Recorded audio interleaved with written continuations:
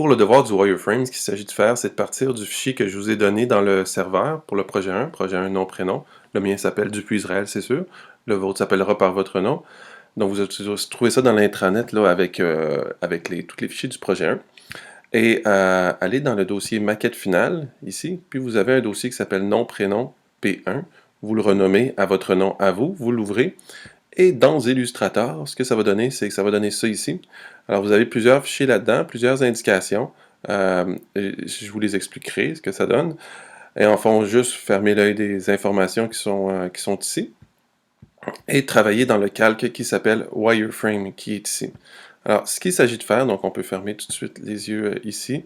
On peut même se mettre d'autres guides ici vis-à-vis de ces guides-là, parce que ça, c'est embêtant. Alors, ces guides, ce que ça nous dit, c'est que ça nous dit la largeur de notre page. Donc, si je ferme l'œil du calque information, c'est la largeur à partir de laquelle je dois faire mon design. Puis l'extérieur, c'est comme le fond d'écran du navigateur. Un petit peu lorsque j'ouvre Firefox, par exemple, ici, cette largeur-ci, c'est la largeur du site, puis l'arrière, ben, c'est l'arrière-plan du site. Donc, ce que je vais designer doit se trouver entre ces deux guides-là.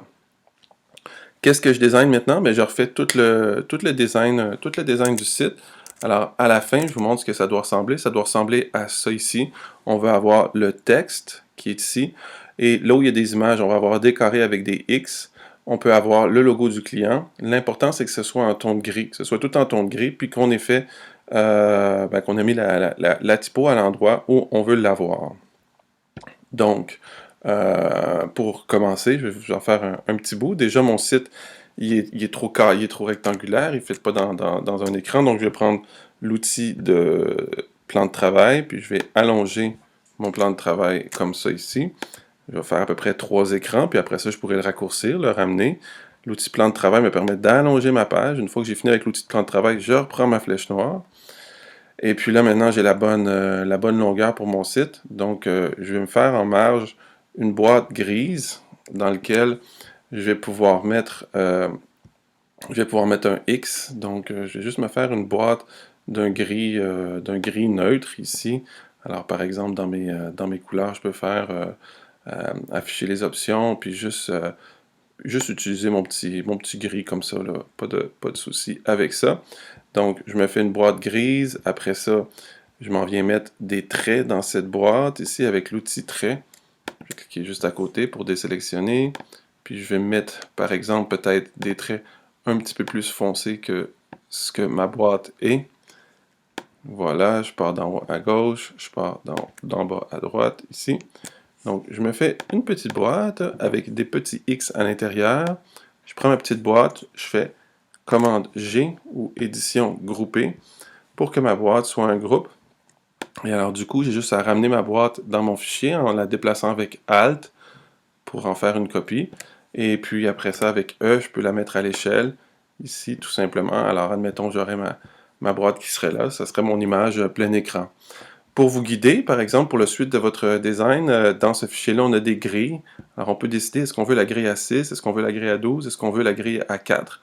Alors, on met la grille qu'on veut.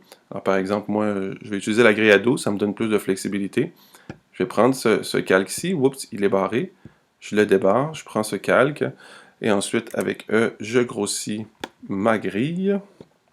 Voilà, je reprends ma feuille.